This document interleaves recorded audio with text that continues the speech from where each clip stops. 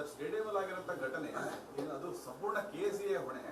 ನಮ್ಮ ರಾಜ್ಯ ಸರ್ಕಾರ ವಿಧಾನಸೌಧದ ಮುಂದೆ ಮಾಡುವಂತ ಕಾರ್ಯಕ್ರಮ ಸಮರ್ಥವಾಗಿ ಮಾಡಿದೆ ಅಂತ ಹೇಳಿ ಸಿಎಂ ಹೇಳಿದ್ದಾರೆ. ನೋಡ್ರಿ, ಏನ್ ಬೇಕಾದ್ರೆ ಹೇಳ್ರಿ, ಎಲ್ಲಾದ್ರೂ ಆಗ್ಲಿ, ಇಲ್ಲಿ ಶಿವಮೊಗ್ಗದಲ್ಲಿ ಆದವ್ರಿಗೆ ಯಾರು ಹೊಣೆ? ಎಲ್ಲಾದ್ರೂ ಆಗಲಿ ಒಂದು ಲ್ಯಾಂಡ್ ಆರ್ಡರ್ ಸಿಚುಯೇಷನ್ ಕಾಪಾಡಬೇಕಲ್ಲ ನಾವು. ಮತ್ತೆ ಚಿನ್ನಸ್ವಾಮಿ ಸ್ಟೇಡಿಯಂನಲ್ಲಿ ಅಷ್ಟು ಜನ ಸೇರ್ತಾರೆ ಅಂತ ಗೊತ್ತಿತ್ತು. ವಿಧಾನಸೌಧದ ಹತ್ರ ಇದ್ದಂಥ ಜನವೇ ಅಲ್ಲಿ ಹೋಗಿರ್ತಕ್ಕಂಥದ್ದು. ಬಂದೋಬಸ್ತ್ ಮಾಡ್ಕೋಬೇಕಾಗಿತ್ತಲ್ಲ. ಈಗ ಪಹಲ್ಗಾಮ್ನಲ್ಲಿ ನಡೆದಂಥ ಘಟನೆ ಬಗ್ಗೆ ಇವರೇ ಏನು ಹೇಳಿದ್ರು? ಭದ್ರತಾ ಲೋಪ, ಮೋದಿ ಕ್ಷಮೆ ಕೇಳಬೇಕು, ಏನೇನೆಲ್ಲ ಹೇಳಿದ್ರಿ ನೀವು? ಇದು ಯಾವ ಲೋಪ ಇದು? ಕುಂಭಮೇಳದಲ್ಲಿ ನಡೆದಿದ್ದಕ್ಕೆ ಏನು ಕಮೆಂಟ್ ಮಾಡಿದ್ರಿ ನೀವು? ಅದರಲ್ಲೆಲ್ಲ ಪಾಠ ಕಲಿಬೇಕಾಗಿತ್ತಲ್ಲ ನೀವು. ಖಂಡಿತ, ನಾನು ಅದನ್ನೇ ಹೇಳಿಕೊಟ್ಟೆ. ಅವು ಹರಿಬರಿನಲ್ಲಿ ಸನ್ಮಾನ ಮಾಡುವಂಥದ್ದು ಏನಿತ್ತು? ಇನ್ನೊಂದು ವಾರ ಬಿಟ್ಟು ಮಾಡ್ಬೋದಾಗಿತ್ತು. ಇಷ್ಟೊಂದೆಲ್ಲ ಅದು ಯಾಕೆ ಅಂದರೆ ತಕ್ಷಣದ ಈ ಜನರ ಭಾವನೆಯನ್ನು ರಾಜಕೀಯ ಲಾಭಕ್ಕಾಗಿ ಬಳಸ್ಕೊಳ್ಳುವಂಥ ಒಂದು ತಂತ್ರ ಅದರಲ್ಲಿ ಇದಾಗಿದ್ದು. ಆ ತಂತ್ರದಿಂದ ಇಲ್ಲದೇ ಇದ್ರೆ ಕ್ರಿಕೆಟ್ ಪಟುಗಳು, ಈಗ ಉದಾಹರಣೆಗೆ ಬೇರೆ ಬೇರೆ ಇದರಲ್ಲಿ ಗೆದ್ದಾಗ ನರೇಂದ್ರ ಮೋದಿಯವರು ಪ್ರಧಾನಿಯಾಗಿ ಅವರನ್ನು ಕರೆದು ಸಂವಾದ ಮಾಡಿ ಟೀ ಕೊಟ್ಟು ಗೌರವಿಸಿದ್ರು. ಅದೇ ಮಾಡ್ಬೋದಾಗಿತ್ತಲ್ಲ ಕರೆದು. ನಿನ್ನೆ ಯಾವ ಸ್ಥಿತಿ, ಯಾರಿಗೆ ಏನು ಮಾಡ್ತಾ ಇದ್ದಾರೆ, ಸನ್ಮಾನವೋ ಎಂಥದ್ದು ಏನು ಗೊತ್ತಾಗ್ತಿಲ್ಲ. ನೂಕು 1,000 ಜನ ವೇದಿಕೆ ಮೇಲೆ ನಿಲ್ಲಿಸ್ಕೊಂಡು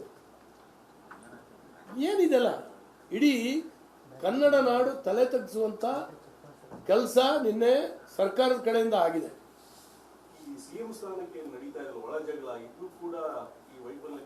ಇರ್ಬೋದು, ಯಾಕಂದ್ರೆ ನಿನ್ನೆಯಿಂದ ಹೋಮ್ ಮಿನಿಸ್ಟರ್ ಮಾತಾಡೋದಿಲ್ಲ, ರಿಯಾಕ್ಟ್ ಮಾಡೋದಿಲ್ಲ ಅಂತ ಹೇಳಿದ್ರೆ ಸಾಕಷ್ಟು ಇದರೊಳಗಡೆ ಇದೆ. ಏನೇ ಆದರೂ ಕೂಡ ನಾನು ನಮ್ಮ ಪೊಲೀಸ್ ಅಧಿಕಾರಿಗಳಿಗೂ ಕೂಡ ಈ ಸಂದರ್ಭದಲ್ಲಿ ನೀವು ನಡ್ಕೊಂಡಿರ್ತಕ್ಕಂಥ ರೀತಿಯೂ ಸರಿಯಲ್ಲ ಅಂತ ಹೇಳ್ತಾ ಇದ್ದೀನಿ. ನಾನು ಇವರು ಹಾಳಾಗಲಿ, ಏನು ಬೇಕಾದ್ರೂ ಮಾಡಲಿ ರಾಜಕೀಯವಾಗಿ, ಜನರ ಪ್ರಾಣ ಉಳಿಸ್ಬೇಕಾದಂಥ ನೀವ್ಯಾಕೆ ತಪ್ಪಗಿದ್ರಿ? ಬೆಂಗಳೂರಿನಲ್ಲಿರುವಂಥ ದೊಡ್ಡ ದೊಡ್ಡ ಅಧಿಕಾರಿಗಳು ನೀವು ಬಂದೋಬಸ್ತ್ ಮಾಡ್ಕೊಳ್ಬೇಕಾಗಿತ್ತು. ಎಲ್ಲಿಂದ ಮೆನ್ ಡ್ರಾ ಮಾಡಬೇಕು, ಯಾವ ಇದರಿಂದ ಮಾಡಬೇಕು, ಎಲ್ಲ ಸೆಂಟ್ರಲ್ ಪೊಲೀಸಿಂದ ಹಿಡಿದು ಎಲ್ಲರೂ ಇದ್ದಾರೆ, CRPF ಅಂತ ಡ್ರಾ ಮಾಡ್ಬೋದಾಗಿತ್ತು. ಐಷಾರಾಮಿ ಇದ್ದಾರೆ ಇವರೆಲ್ಲ ಪೊಲೀಸ್ ಅಧಿಕಾರಿಗಳ ನುಗ್ಗಲು ಅವ್ರ ಜೊತೆ ಫೋಟೋ ತಕ್ಷಣ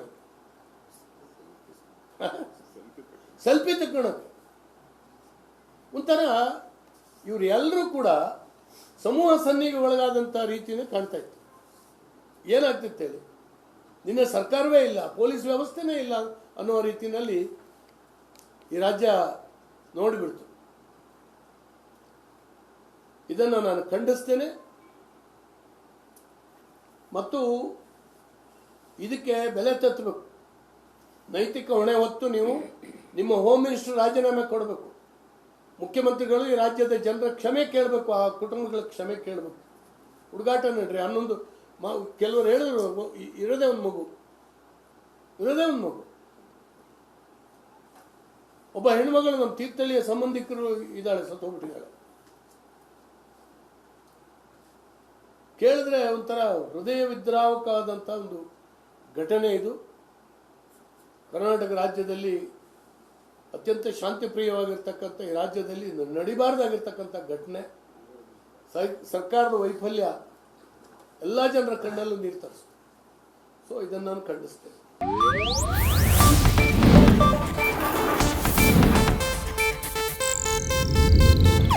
ಇದು ಏಷ್ಯಾನೆಟ್ ನ್ಯೂಸ್ ನೆಟ್ವರ್ಕ್ ಪ್ರಸ್ತುತಿ.